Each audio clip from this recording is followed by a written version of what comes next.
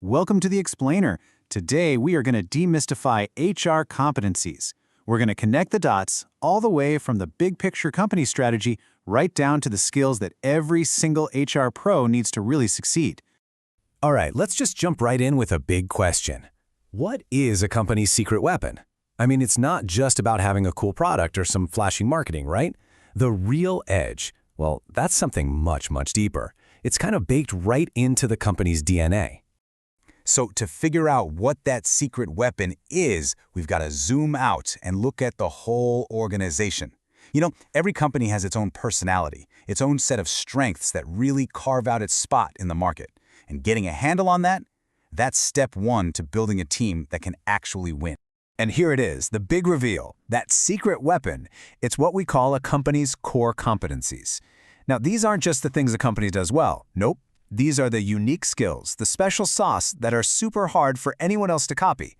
That's where the real strategic advantage comes from. But, those core strengths don't just exist in a bubble. They're all wrapped up in what we call organizational competencies. The easiest way to think about this, it's the company's personality. We're talking its mission, its values, the whole culture. This is the stuff that sets the stage and dictates how work actually gets done. Okay, so let's break that down real simple. Organizational competencies, that's the context. It's the how, the mission, the culture.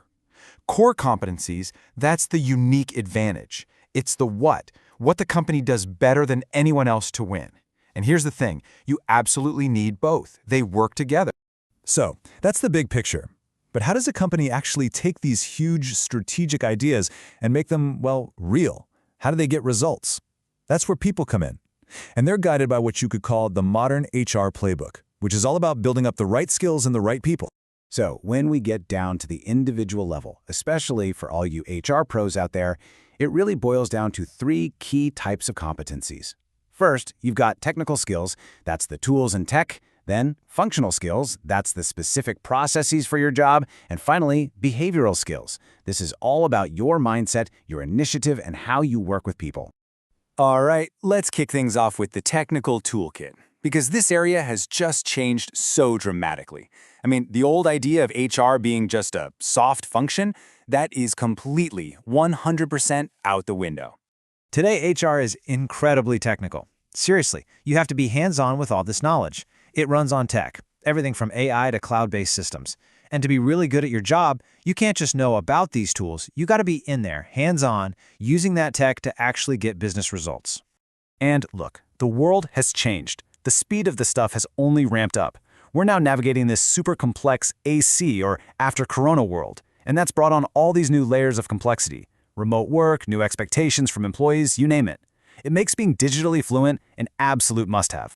And we're talking way more than just knowing your way around a spreadsheet here. This is about really mastering complex HR management systems, using AI and recruiting to find the best people, digging into data and pulling out actual insights, even just being great with video conferencing and cloud systems to connect with a team that could be anywhere in the world. But of course, tech is only one part of the equation, right? You can have the fanciest software on the planet, but it's pretty much useless without that crucial human element. The skills that actually build relationships, get people inspired, and help guide everyone through change. And that's where managerial competencies come in. This is really just a combination of those functional or process-related skills and the behavioral or people skills. When you mix them together, that's what enables really effective leadership and lets you get things done. So what does that actually look like day to day?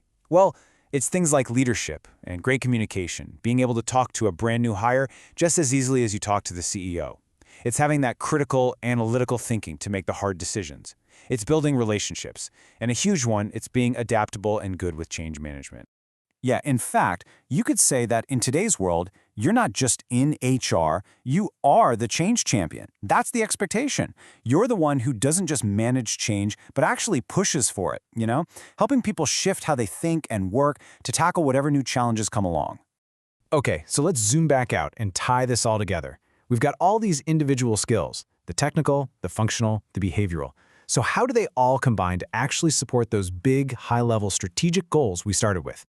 Here's a great way to think about it. Think of all your skills as a competency portfolio. It's like an investment portfolio, right? You'd never put all your money into just one stock. It's the same idea here. You need a balanced collection of these different assets that you bring to the table. Because a truly effective HR pro isn't just a tech wizard or a process genius or someone who's just really good with people. Nope. They're a balanced leader who has a solid portfolio of skills across all of those areas: technical, functional, and behavioral. And ultimately, this whole portfolio idea isn't just about making you better at your job. The real role of an HR manager is to be a capability builder for the entire organization. Your job is to make the whole workforce stronger so the company can actually deliver on its core competencies.